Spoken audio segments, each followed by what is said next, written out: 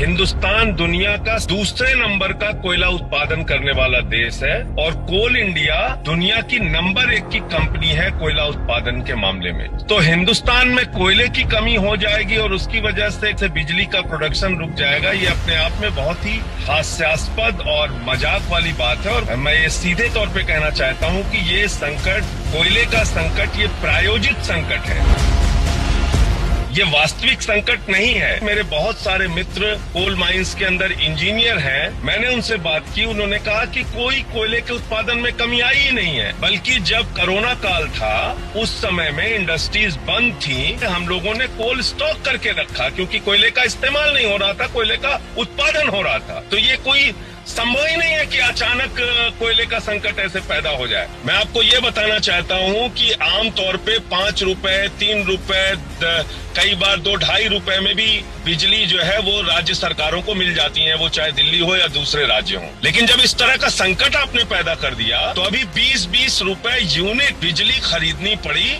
और उसमें बहुत सारे प्राइवेट प्लेयर्स को फायदा हुआ। तो आखिर ऐसा क्यों किया सरकार ने? निजी कंपनियों को फायदा पहुंचाने के लिए और महंगी बिजली लोगों को खरीदनी पड़े राज्य सरकारों को, इसकी वजह से आपने ऐसा संकट प्रायोजित कर दिया जिसकी वजह से चंद बड़े प्लेयर्स को, प्राइवेट प्लेयर्स को इसमें बहुत बड़ा फायदा हुआ हो। कोयला कोई घर की सुई थोड़ी है कि खोजने से नहीं मिल रही है, और आप सो रहे थे, आपको पता नहीं चला, स्टॉक में कमी हो गई। कल हमने देखा गृह मंत्री ने बैठक ली है, चिंता है सरकार को, आज प्रधानमंत्री ने बैठक ली है, तो आपका क्या आरोप है? सरकार क्यों इस पर समीक्षा कर रही है? ये सब कुछ नाटक और प्रायोजित है। कोयले का संकट हिंदुस्तान में है ही नहीं। कोल इंडिया के चेयरमैन का बयान सुन लीजिए। जो भाजपा की कुछ राज्य सरकारों ने, जैसे उत्तर प्रदेश को देख लीजिए, उन्होंने कोल इंडिया का हजारों करोड़ रुपए बकाया कर रखा है। तो आपको कोयला कैसे मिलेगा? वो एक समस्या हो सकती है, लेकिन कोयले के स्टॉक की कमी ये शुद्ध रूप से प्रायोजित संकट है, ऐसा बिल्कुल नहीं है।